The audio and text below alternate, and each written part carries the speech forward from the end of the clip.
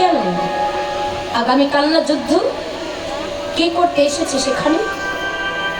জেঠিমণি, আগামীকাল তো যুদ্ধ, তাই যুদ্ধ স্মরণ করবে আমি তোমাদের কাছে এসেছি, তোমাদের চরণে একটু প্রণাম করতে চাই। ওরে, আমরা না তোদের শত্রু? না গো জেঠিমণি, না, এখনো পর্যন্ত তোমরা আমাদের শত্রু হওনি, আগামীকাল থেকে তোমরা আমাদের শত্রু হবে। বেশ, তাহলে কি করতে এসেছে সেখানে? বলে তোদের কাছে একটু আশীর্বাদ নিতে এসেছে, তোমাদের কাছে একটু আশীর্বাদ নিতে এসেছে। আশীর্বাদ? বল, কি আশীর্বাদ চাস? জেঠিমণি, অন্য কিছু চাই না, আগামীকাল তো কুরুক্ষেত্রের মাঠে যুদ্ধ, তাই তুমি এইটুকু আশীর্বাদই করো, ওই যুদ্ধে তোমার শতপুত্র যেন জয়ী হয়ে যায়, আর আমরা পঞ্চ পাণ্ডব যেন ওই যুদ্ধে নিধন হয়ে যায়। নিতাই গৌর প্রেমানন্দে।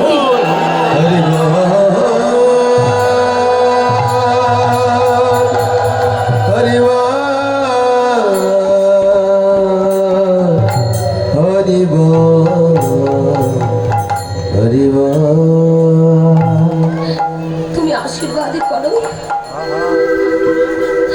তোমার শতপুত্র যুদ্ধে জয়ী হয়ে যায়, আমরা পঞ্চ পাণ্ডব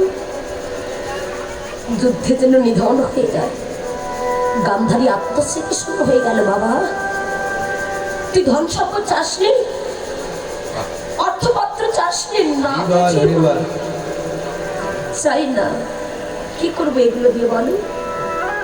তুমি এইটুকু আশীর্বাদই করো, ওই কুরুক্ষেত্রের মাঠে নিধন হয়ে আবার যদি কোনোদিন কোনো কৃপায় গোবিন্দ আমাদের ভব মাঝে পাঠিয়ে, সেই দিন আমরা ফিরে এসে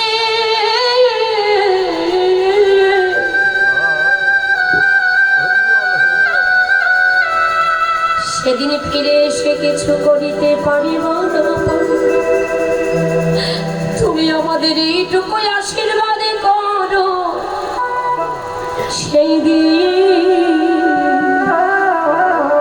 সেদিন এসে যেন আমরা কৃষ্ণ চরণ সেব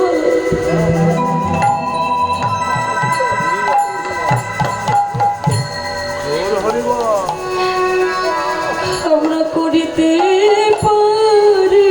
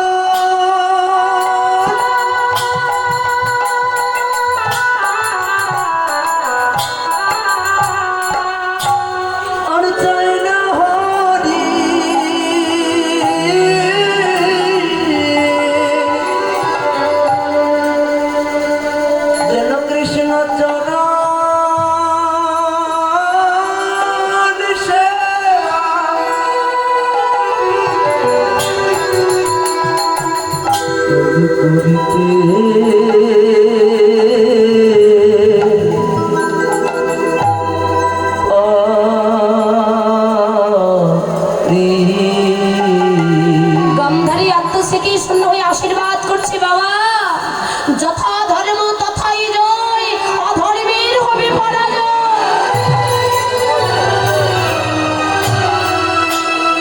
দুর্যোধন ছুটে এসে বলছে, মা তুমি পাগল হয়েছো, তুমি কি আশীর্বাদ করলে? মা, বাবা যে আশীর্বাদ করেছে ঠিকই করেছে, ওদের আর যুদ্ধ করতে হলে না, বিনা যুদ্ধে ওরা কৃষ্ণ কৃপা লাভ করেছে।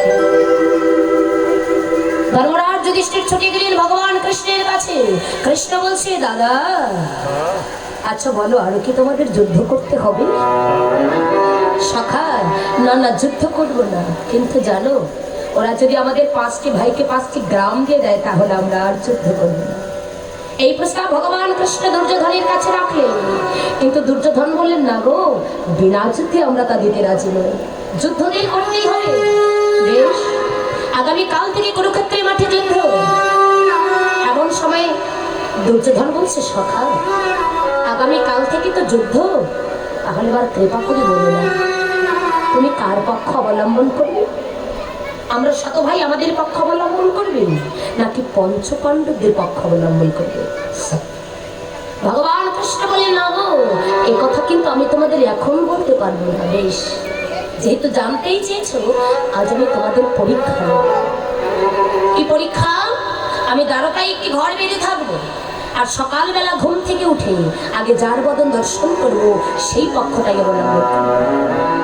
চতুরের শিরোমণি ভগবান ভক্তের পরীক্ষা নিচ্ছে কি করে? মা, ভগবানের মস্তকের দিকে করেছিলেন রাজ সিংহাসন, আর চরণের ধারে করেছিলেন একটা কুশের আসন।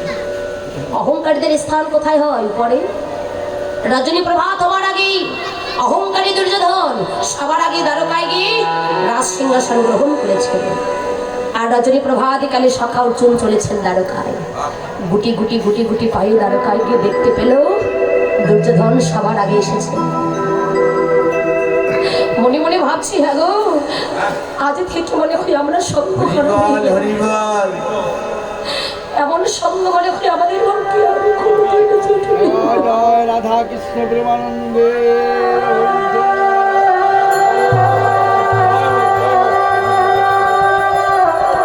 আর মনে হয় এমন সঙ্গ আমাদের ভাগ্যে ছুটবে না। ধীরে ধীরে দ্বারকায় গিয়ে ভগবানের চরণের ধারে যে কুশের আসন ছিল, ওই কুশের আসনটা গ্রহণ করলে। কুশের আসনটা গ্রহণ করে ভগবানের চরণ দুখানি হৃদয়ে জড়িয়ে ধরেছে।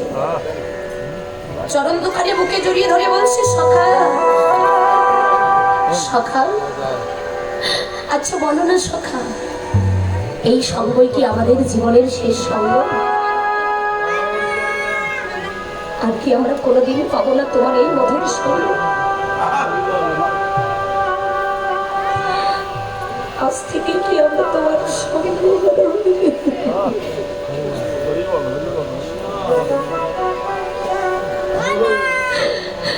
আর কি কোনোদিন ভাগ্যে ছুটবি না এমন মধুর?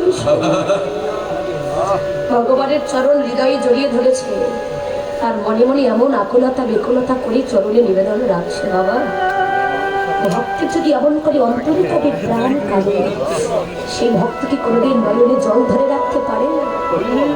নয়নে আর জল ধরে রাখতে পারলেন না। দেখে মনে হয়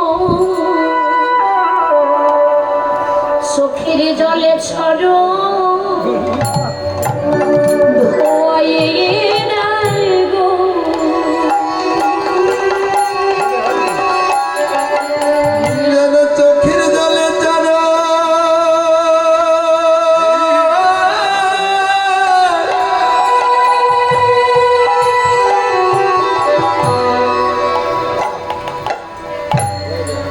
চরণ ধোয়ে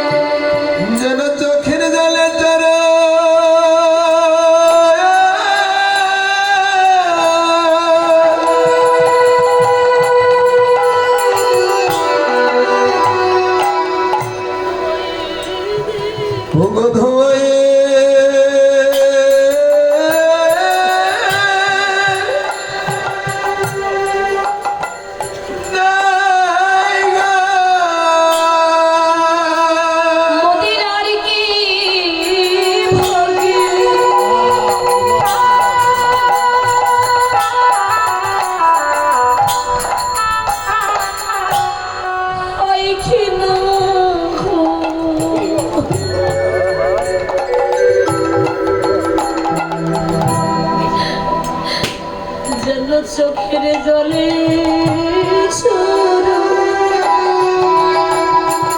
সরল ধোয়াই মোদের আর কি ভাগ্যে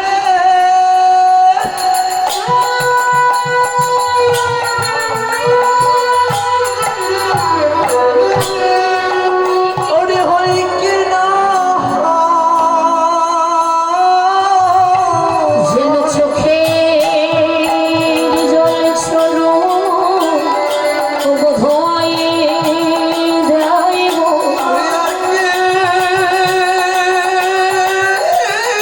ভাগ্যে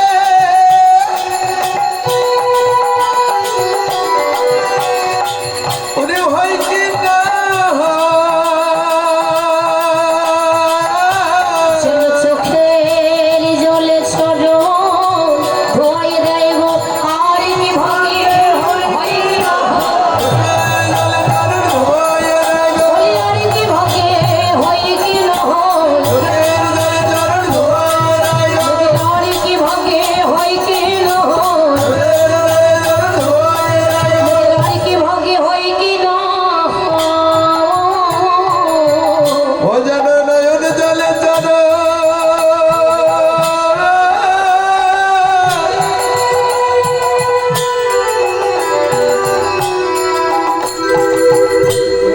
চরণ ধোয়ে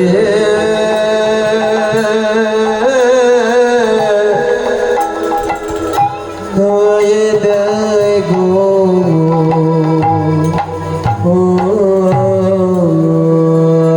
ভগবান কৃষ্ণ বুকে জড়িয়ে ধরে বলছে সখা কেঁদো না ওদের ঘরে অনেক অনেক কিছু থাকতে পারে দুর্যোধনের ঘরে অনেক ধন সম্পদ অনেক টাকা পয়সা অনেক কিছু থাকতে